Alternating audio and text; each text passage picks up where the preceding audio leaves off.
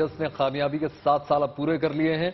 स्वदेशी तकनीक से देश में ही नहीं बल्कि पूरे वर्ल्ड में इसका नाम बचता है।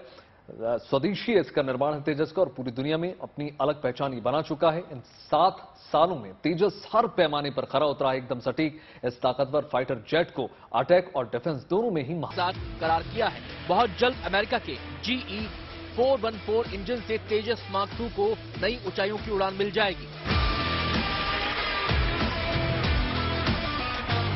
वायुसेना में तेजस की कामयाबी की कहानी 1 जुलाई 2016 को शुरू हुई थी, जब तेजस की पहली यूनिट को वायुसेना में शामिल किया गया था। उस दिन इस स्वदेशी योद्धा को वायुसेना का लड़ाका बनने का गौरव हासिल हुआ। वायुसेना में शामिल होने के बाद पिछले 7 साल में तेजस ने काबिलियत के दम पर अपनी अलग जगह बना ली है। तेजस वायुसेना का ऐसा योद्धा है जिसे हिंदुस्तान ने अपने दम पर बनाया है।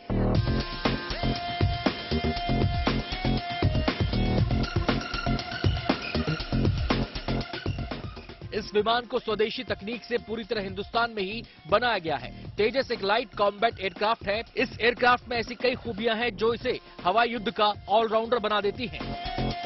मौजूदा तेजस 2205 किलोमीटर प्रति घंटे की रफ्तार से उड़ान भरता है। ये अधिकतम 50,000 फीट की ऊंचाई तक उड़ सकता है। ये एक बार में 3000 किलोमीटर तक उड़ सकता है।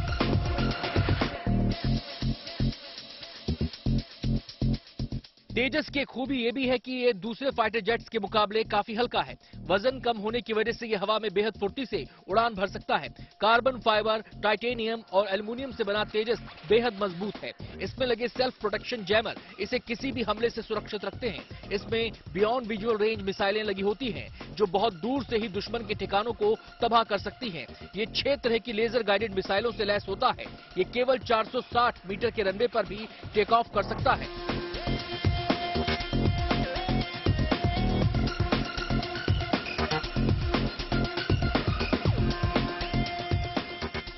तेजस सुखोई 30 MKI के मुकाबले काफी हल्का है, लेकिन हमला करने में ये सुखोई से कम नहीं। तेजस मार्क 1 की कामयाबी से उत्साहित वायुसेना को अब तेजस मार्क 2 का बेसब्री से इंतजार है। तेजस मार्क 2 मौजूदा तेजस से भी ज्यादा ताकतवर होगा। तेजस मार्क 2 का वजन भी तेजस मार्क 1 से ज्यादा होगा। तेजस मार्क 2 में GE 414 इंजन लगा होगा, जो लंबी दूरी तक उड़ान भरने का दम रखता है। इसकी मारक क्षमता भी तेजस मार्क 1 से ज्यादा होगी। तेजस मार्क 1 पहले ही वायुसेना में MiG-21 की जगह ले चुका है, लेकिन तेजस मार्क 2 हवाई ताकत में मिराज 2000, जैगुआर और MiG-29 को पीछे छोड़ देगा। तेजस मार्क 2 के आने के बाद देश की हवाई ताकत पहले के मुकाबले कई गुना बढ़ जाएगी। तेजस मार्क 2 हिंदुस्तान की वो ताकत बनेगा जिसका मुकाबला करने की हिम्मत किसी भी दुश्मन में नहीं होगी। वायुसेना में 7 साल तेजस की इसी गौरवशाली यात्रा की मिसाल है। Bureau report, good news today.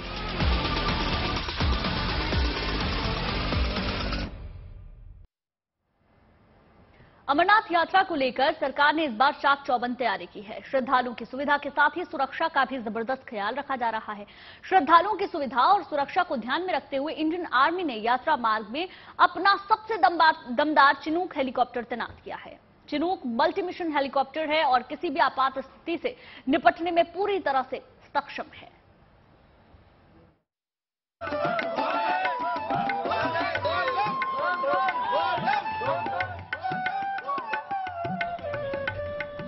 एक जुलाई को शुरू हुई अमरनाथ यात्रा को लेकर सरकार बेहद संजीदा है। हिमालय की दुर्गम पहाड़ी पर मौजूद पवित्र गुफा तक आने जाने वाले श्रद्धालुओं को किसी तरह की कोई दिक्कत न हो, इसका पूरा ख्याल रखा जा रहा है। श्रद्धालुओं की सुविधाओं के साथ सुरक्षा को भी बहुत ज्यादा तवज्जो दी जा रही है। इसका अंदाजा इसी बात से लगाया जा सकता है कि इंडियन आर्मी ने श्रद्धालुओं की सुरक्षा और सुविधाओं का ख्याल रखते हुए अपने सबसे ताकतवर हेलीकॉप्टर चिनूक की भी तैनाती की है।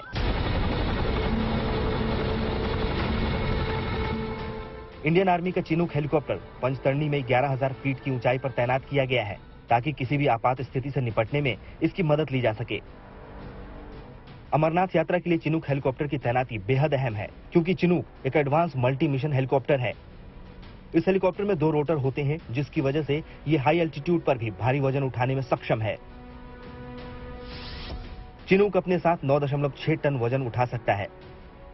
चिनूक में 3 बाहरी वेंट्रल कार्गो हुक लगे होते हैं, जिसके जरिए ये तोप और बख्तरबंद गाड़ियां और भारी मशीन का ट्रांसपोर्टेशन कर सकता है।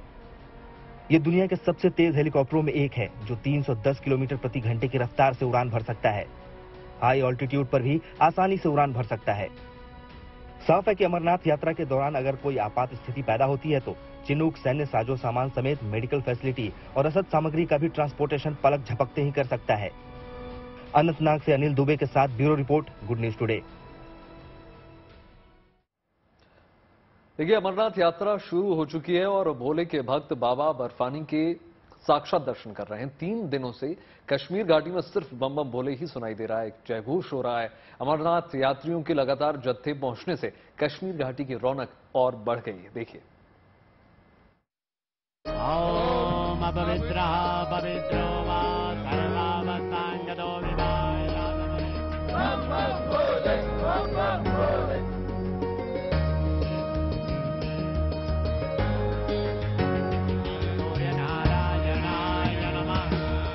ये बाबा बर्फानी का मेला है।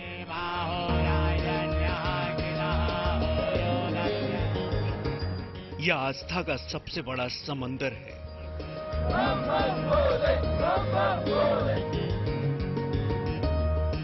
श्रद्धालुओं को बस भोले की एक झलक पानी है। आज अमरनाथ यात्रा का तीसरा दिन है। भक्तों में इसको लेकर उत्साह अपने चरम पर है। जुलाई की शुरुआत के साथ ही भक्तों का डेरा अमरनाथ में लगने लगा है।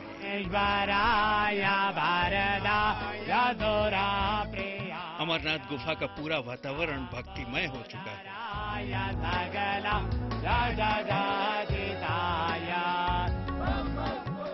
बाबा बर्फानी के जयकारों से पवित्र धाम गूंज उठा है। वहां पहुंच रहे भक्त भगवान शंकर का श्वेत हिमलिंग वाला स्वरूप देखकर अपने आप को खुशकिस्मत मान रहे हैं। ये पल हिंदू धर्म में आस्था रखने वालों के लिए सबसे खास होता है। हर कोई इस दिव्य नजारे को हमेशा के लिए अपनी आंखों में बसा लेना चाहता है। पहाड़ी रास्तों से लंबी दूरी तय करके पहुंचे भक्तों की थकान पवित्र गुफा में बाबा बर्फानी के दर्शन के बाद मानो पल भर में दूर हो जाती है। अमरनाथ यात्रा के पहले दिन ही 10,000 से ज्यादा श्रद्धालुओं ने शिवलिंग के दर्शन अमरनाथ गुफा में किए। जिस अंदाज से यात्रियों में उत्साह है और लगातार अमरनाथ यात्रा पर आने वाले श्रद्धालुओं की तादाद बढ़ रही है, उससे साफ अनुमान लगाया जा रहा है कि इस साल अमरनाथ यात्रा पर आने वाले श्रद्धालुओं की रिकॉर्ड तादाद होगी। अमरनाथ यात्रा को लेकर श्रद्धालुओं में काफी उत्साह है। यात्रा मार्ग पर कुछ श्रद्धालु बाबा बर्फानी के दर्शन के लिए पैदल आगे बढ़ते दिख जाएंगे, जबकि बुजुर्गों के लिए यहां पालकी का इंतजाम किया गया है, जिसमें बैठकर वो दर्शन के लिए जाते नजर आ जाएंगे। अपने कंधों में बिठा के यात्रा को यहां तक पहुंचाते हैं, दर्शन कराते हैं, बालताल से गुफा से फिर बालताल। इस बीच घोड़ों खच्चरों से यात्रा करने वालों की भी बड़ी तादाद है। ठंडी हवा और बारिश की बूंदों के बीच लगातार आगे बढ़ते इन श्रद्धालुओं का उत्साह दिनों दिन बढ़ता ही जा रहा है। हालांकि बालटाल और पहलगाम बेस कैंप से अमरनाथ गुफा तक की पैदल यात्रा आसान नहीं है। ऊंचे ऊंचे पहाड़, हजारों फीट गहरी खाई और इन दोनों के बीच संकरा रास्ता। लेकिन अमरनाथ की पावन गुफा में बर्फ के रूप में विराजमान साक्षात शिव की असीम आध्यात्मिक शक्ति का असर ऐसा है कि ये मुश्किल रास्ता भी आसान लगने लगता है। अमरनाथ के यात्रा में इन यात्रियों को कोई दिक्कत न हो, इसके लिए पूरे इंतजाम किए गए हैं। खुद उपराज्यपाल मनोज सिन्हा लगातार हर इंतजामों की बारीकी से जानकारी ले रहे हैं। वो इसके लिए खुद बालटाल पहुंचे, जहां उन्होंने श्रद्धालुओं से भी बातचीत की और अधिकारियों को खास निर्देश दिए। राज्य प्रशासन ने जगह जगह यात्रियों के लिए भोजन और रहने का भी पूरा इंतजाम किया है। जम्मू कश्मीर के बालटाल बेस कैंप में श्रद्धालुओं की सेवा के लिए दूर दूर से लंगर पार्टियां भी पहुंची हुई हैं, जहां अमरनाथ यात्रियों के लिए रहने और खाने का पूरा इंतजाम किया गया है। रात काटने के लिए बिस्तर, पीने के लिए गर्म पानी और गर्म कपड़ों की पूरी व्यवस्था है। इतना ही नहीं, चप्पे चप्पे पर सुरक्षा भी कड़ी की गई है। सुरक्षा बल के जवान पूरी मुस्तैदी से मोर्चा संभाले हुए हैं। और तो और भारतीय सेना ने चिनूक हेलीकॉप्टर की तैनाती भी की है, ताकि ये न केवल तीर्थयात्रियों की हर संभव मदद करेगा, बल्कि सुरक्षा बलों का भी काम आसान बनाएगा। यानी भोले के द्वार पर पहुंचने के लिए श्रद्धालु सिर्फ भक्ति में लीन रहे, उन्हें कोई परेशानी न हो, इसके लिए भी सभी तरह के इंतजाम किए गए हैं। बालटाल से अशरफ वाणी के साथ bureau report, good news today. Amarnath यात्रा के पहले दिन 10,000 श्रद्धालुओं ने अमरनाथ गुफा में पवित्र शिवलिंग के दर्शन किए। माना यह जा रहा है कि इस बार दर्शन के सारे पुराने रिकॉर्ड टूटेंगे। आस्था का ऐसा ही एक और जनसैलाब बुढ़ा अमरनाथ यात्रा पर भी उमड़ने वाला है। वैसे तो ये यात्रा 18 अगस्त से शुरू होगी, पर अभी से यहाँ का माहौल भक्तिमय हो चुका है। श्रद्धालुओं ने आना शुरू कर दिया है, बुढ़ा अमरनाथ के दर्शन कर रहे हैं, बम बम बोले का जयकारा लगा रहे हैं। दरअसल जम्मू में ही भगवान शिव से जुड़ी ये एक और तीर्थ स्थली है, जिसे बुढ़ा अमरनाथ के नाम से जाना जाता है। इसे चट्टानी बाबा अमरनाथ मंदिर के नाम से भी जाना जाता है। ये पवित्र स्थान जम्मू से 235 किलोमीटर दूर पुंछ के राजापुर मंडी में है। बुढ़ा अमरनाथ मंदिर का बड़ा ही महत्व है। कहते तो यहाँ पर यह भी है कि बुढ़ा अमरनाथ के दर्शन किए बिना अमरनाथ यात्रा भी अधूरी है।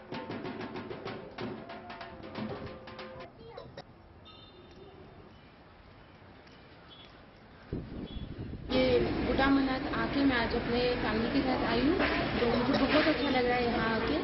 जैसे कि यात्रा भी स्टार्ट हो रही है, तो मैं पहले ही अपने परिवार के साथ आई।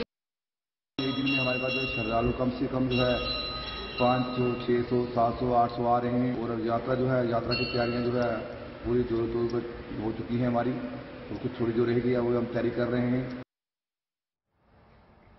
इसी क्रम में आपको बता दें, कल यानी 4 जुलाई से सावन का महीना शुरू होने वाला है और इस महीने को भगवान भोले भंडारी का प्रिय महीना माना जाता है। सावन में हरिद्वार में लगने वाले कांवड़ मेले की तैयारियां जोर शोर से चल रही हैं, क्योंकि तमाम जगहों से कांवड़िए और श्रद्धालु जो हैं सावन में भोले बाबा को चढ़ाने के लिए गंगा जल लेने हरिद्वार पहुंचते हैं। पुलिस प्रशासन इस मेले की तैयारियों में जी जान से जुटा हुआ है और व्यवस्था चुस्त रखने की तमाम कोशिश।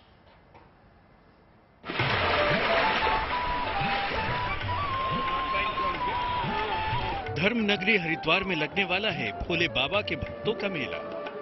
सावन में तीर्थ भूमि पर लगेगा कांवड़ियों का रेला।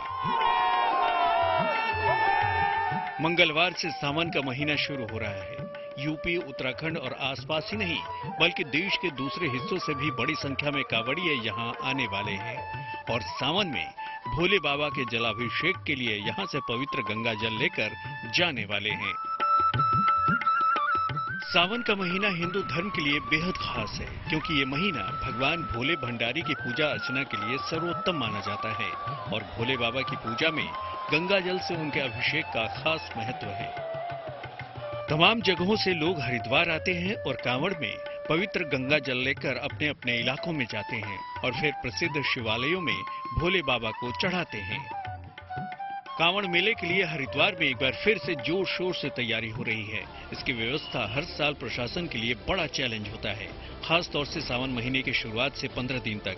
इसलिए प्रशासन ने मंगलवार से ही यहां लगने वाले कांवड़ मेले के लिए पुख्ता इंतजाम करने का दावा किया है, ताकि सावन में हरिद्वार आने वाले कांवड़ियों और श्रद्धालुओं को कोई परेशानी न हो। जितनी भी लोकल बॉडीज हमारी 14 है, 2 नगर निगम के साथ जो और 12 हमारे लोकल बॉडीज हैं, उन्होंने अपनी व्यवस्था की है और जिला पंचायत ने अपनी ओर से व्यवस्था की है। जो हिलबात बाईपास की जहाँ दिक्कत आ रही थी, वैसे कोई दिक्कत नहीं है। रिपेयरिंग का काम हम लोगों ने लगभग कर दिया है। हरिद्वार में इस बार होने वाले कांवड़ मेले के लिए पुलिस प्रशासन पूरी तरह से मुस्तैद है। पूरा मेला क्षेत्र को कई हिस्सों में बांटा गया है। इसमें 12 सुपर जोन, 13 जोन और 153 सेक्टर बनाए गए हैं, जिनमें अफसरों को तैनात किया गया है। सुरक्षा के लिए स्थानीय पुलिस, पीएसी, पैरामिलिट्री और जल पुलिस को लगाया गया है। ट्रैफिक व्यवस्था की भी योजना बना ली गई है और भीड़ बढ़ने के बाद जरूरत पड़ने पर ट्रैफिक डायवर्ट करने का निर्णय लिया जाएगा। कांवड़ मेले के दौरान पुलिस खास तौर से अलर्ट रहेगी। ताकि किसी तरह की कानून व्यवस्था बिगड़े नहीं और कांवड़ मेला सकुशल संपन्न हो सके। इसके लिए पुलिस विभाग की ओर से गंगा आरती भी की गई और मां गंगा से ये प्रार्थना की गई कि कांवड़ मेला बिना किसी बाधा के अच्छे से संपन्न हो जाए।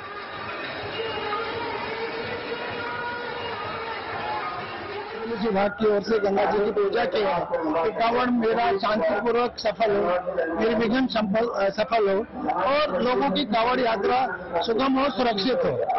कांवड़ मेला हमारे लिए हमेशा ही एक बहुत बड़ी चुनौती रहा है, उसको उसी चुनौती के रूप में ले रहे हैं। और इस साल कांवड़ मेला की समाप्ति पे सोमवती अमावस्या भी आ रही है, वो भी सावन की, तो इसलिए उसकी चुनौती के लिए भी हम तैयार हैं। कांवड़ मेले के लिए पुलिस विभाग ने 8000 जवानों की तैनाती की है और तमाम पुलिस अफसरों और कर्मचारियों को खास निर्देश दिए गए हैं। ब्रीफिंग में मुख्य बात यह है कि हमारे पुलिस अलर्ट रहो, कोई भी कानून व्यवस्था बिगड़ना नहीं चाहिए। स्पॉट पे मौजूद रहते हुए वो इश्यू आता है तुरंत हैंडल करो। सीनियर ऑफिसर्स भी अलर्ट रहे ताकि कानून व्यवस्था बनाए और कांवड़ मेला सब कुशल संपन्न। कांवड़ यात्रा को देखते हुए वन विभाग ने भी खास तैयारी की है, क्योंकि कई ऐसे रूट हैं जो जंगली इलाके से होकर गुजरते हैं, जहां पर जंगली जानवरों का खतरा रहता है। ऐसे इलाकों में सुरक्षा के लिए 23 टीमों का गठन किया गया है, जो 24 घंटे ऐसे इलाकों में पेट्रोलिंग करेंगी और जरूरत पड़ने पर कार्रवाई भी करेंगी। कभी भी कोई अप्रिय घटना मानव वन्यजीव संघर्ष की किसी भक्त श्रद्धालु जन के साथ या किसी वन्यजीव को ही कोई क्षति न हो जाए, इस क्रम में हम लोगों ने 23 अपनी टीमें जो है गठित की हैं और वो टीमें जो है जो भी इस तरह के जो कांवड़ के मार्ग हैं वहाँ पर नियमित रूप से पेट्रोलिंग करेंगी, रात दिन 24 आवर्स जो है। कांवड़ियों और आम लोगों की सुविधा के लिए पुलिस प्रशासन ने अभी से इस बात का प्रचार प्रसार शुरू कर दिया है कि क्या करना है और क्या नहीं करना और किन नियमों का पालन करना है। हरिद्वार में 17 जुलाई को सोमवती अमावस्या के मौके पर गंगा स्नान होने वाला है। इसके लिए श्रद्धालुओं की भारी भीड़ होने की संभावना है। इसको देखते हुए भी प्रशासन लगातार इंतजाम और तैयारियों में जुटा हुआ है। हरिद्वार से मुदित अग्रवाल के साथ bureau report, good news today. और अब बात प्रभु श्री राम की नगरी अयोध्या की। अयोध्या में रामलला की प्राण प्रतिष्ठा से पहले ही अयोध्या एयरपोर्ट पर विमानों का संचालन शुरू हो सकता है। अयोध्या के मर्यादा पुरुषोत्तम श्री राम इंटरनेशनल एयरपोर्ट पर काम तेजी से जारी है। नवंबर तक यहां से फ्लाइट शुरू होने का लक्ष्य भी तय किया गया है। इस एयरपोर्ट के फेज 1 में घरेलू उड़ानों की शुरुआत होगी। अंतर्राष्ट्रीय उड़ानों के लिए फेज 2 और फेज 3 का काम बाद में होगा। प्राण प्रतिष्ठा से पहले अयोध्या से दिल्ली और मुंबई की उड़ानें शुरू हो सकती हैं। यह एयरपोर्ट श्री राम मंदिर से करीब 8 किलोमीटर दूर है।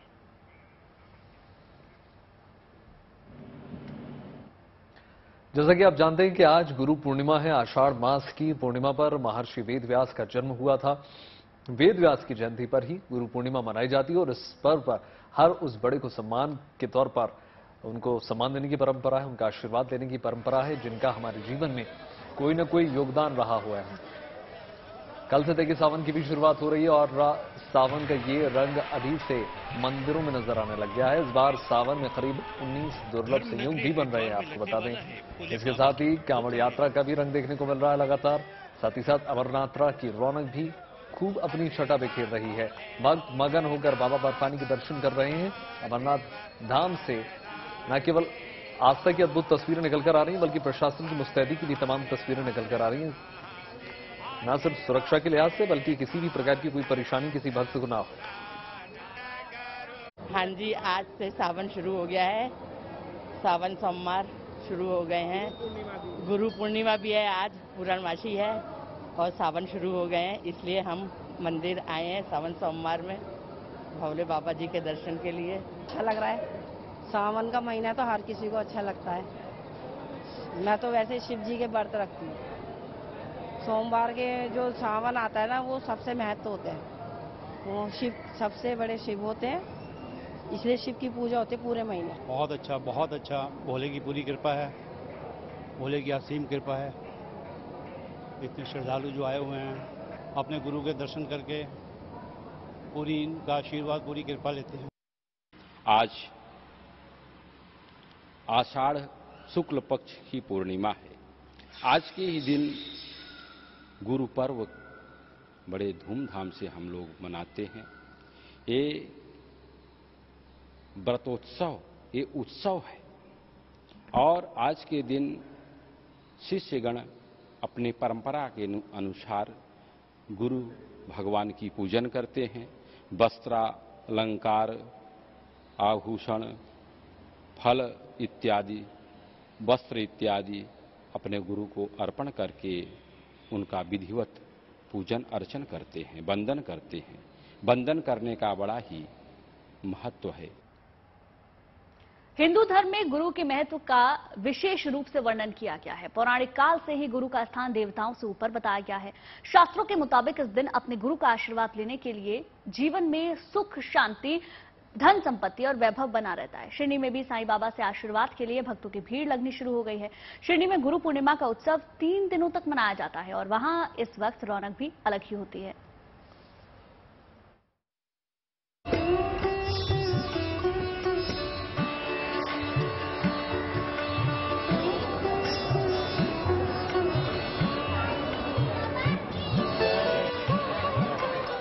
गुरु की उपासना का सबसे उत्तम दिन,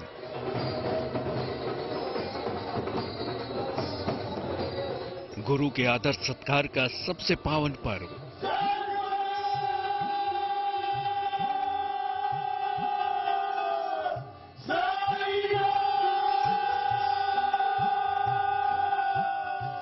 गुरु पूर्णिमा पर शिरडी की रौनक ही खास होती है। साईं दरबार में भक्तों का तांता लगता है। दुनिया भर से भक्त इस पावन अवसर पर बाबा के दर्शन करने पहुंचते हैं।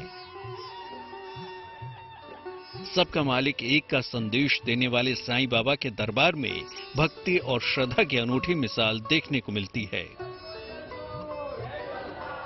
शिरडी के साईं बाबा के भक्तों के लिए ये दिन सबसे खास होता है।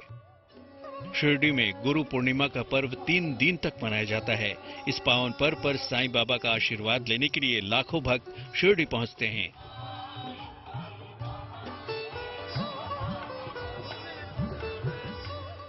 हजारों श्रद्धालुओं के साथ कई पालकियां भी पहुंचती हैं। ये 35वां साल है पुणे से शिरडी आने का। बाबा के गुरु पूर्णिमा के दिन हम लोग सब पैदल चले आते हैं पुणे से और ये बाबा के आशीष पाने के लिए ये सब पुणे से चलकर भक्त सब लोग आते हैं। हर साल 1000 से 1200 लोग पालकी में चलते हैं। स्पेशली ये जो फेस्टिवल हम शिरडी में मनाते हैं ये बहुत ज़्यादा स्पेशल है। ये 3 दिन का उत्सव होता है यहाँ पे। तो बाबा की दया है कि हमको हर साल बाबा यहाँ बुलाते हैं और हम बाबा के साथ ये गुरु पूर्णिमा फेस्टिवल सेलिब्रेट करते हैं। गुरु पूर्णिमा के मौके पर शिरडी में साईं बाबा के मंदिर की खास तरीके से सजावट की गई है। मंदिर के बाहरी इलाके को रंग बिरंगी रोशनी से जगमग किया गया है, तो मंदिर के अंदर फूलों से सुंदर सजावट की गई है। यही नहीं, साईं मंदिर आज 24 घंटे दर्शन के लिए खुला भी रहेगा। इस 3 दिन में मुख्य दिवस 3 तारीख जुलाई में पूरा 24 घंटा हमारा समाधि मंदिर, साईं समाधि मंदिर ओपन रहेगा। साईं बाबा मंदिर प्रांगण में आने वाले भक्तों का उत्साह चरम पर है। 3 दिन तक चलने वाले उत्सव के पहले दिन साईं बाबा की प्रतिमा और साईं चरित्र का साईं समाधि मंदिर से द्वारका माई मंदिर तक जुलूस निकला तो मानो पूरा शहर साईं की भक्ति में लीन हो गया। मान्यता है कि साईं इस पालकी पर सवार होकर अपने भक्तों का हालचाल जानने के लिए निकलते हैं। शिरडी में गुरु पूर्णिमा का ऐतिहासिक महत्व है।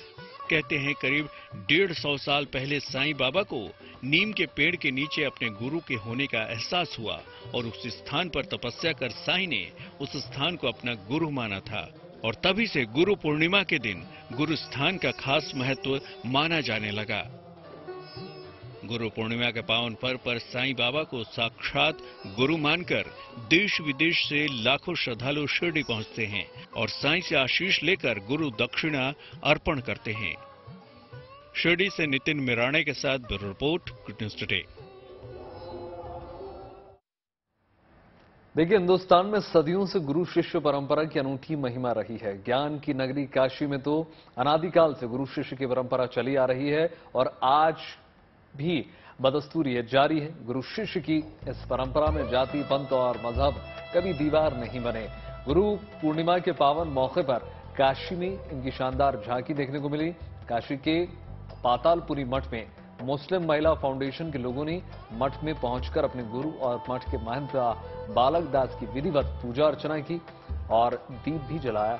इस अवसर पर देखिए, पूरा परिसर जो है वैदिक मंत्रोच्चार के साथ गूंजता हुआ नजर आया। इस मौके पर मुस्लिम महिलाओं ने महंत बालक दास को राम नाम का लिखा अंगवस्त्र भी भेंट किया और इस अवसर पर महंत बालक दास ने कहा कि जिनको भी भगवान श्री राम में आस्था और भक्ति है, चाहे वो किसी भी धर्म और जाति के क्यों ना हो, वो इसमें शामिल हो सकते हैं। गुरु की पूजा धर्म और जाति के बंधन से मुक्त है, परे है। धर्म और आध्यात्म की नगरी काशी में सभी पर्वों का अपना महत्व है, तो इसे मनाने का अपना अनोखा तरीका भी है।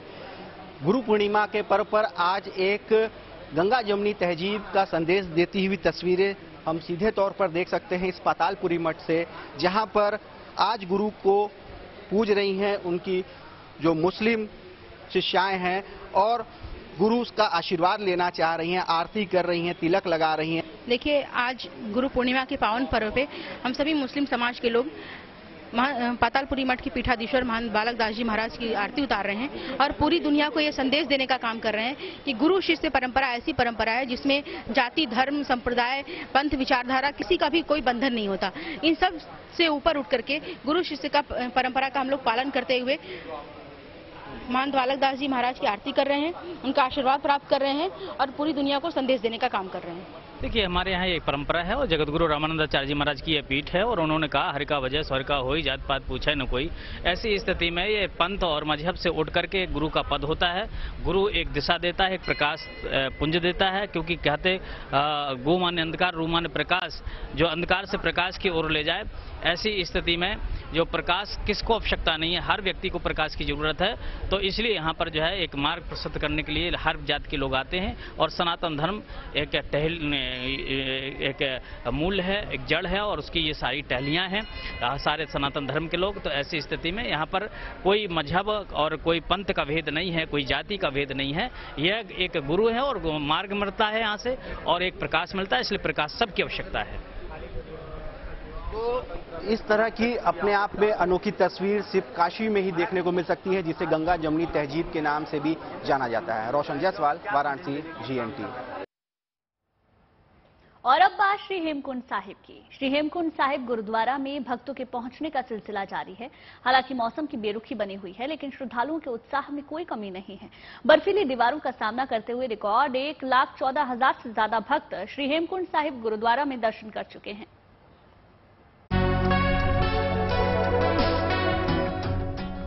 दुनिया भर में आस्था का बड़ा केंद्र है हेमकुंड साहिब। चमोली गढ़वाल में बसे सिखों के इस पवित्र स्थल की यात्रा इन दिनों चल रही है।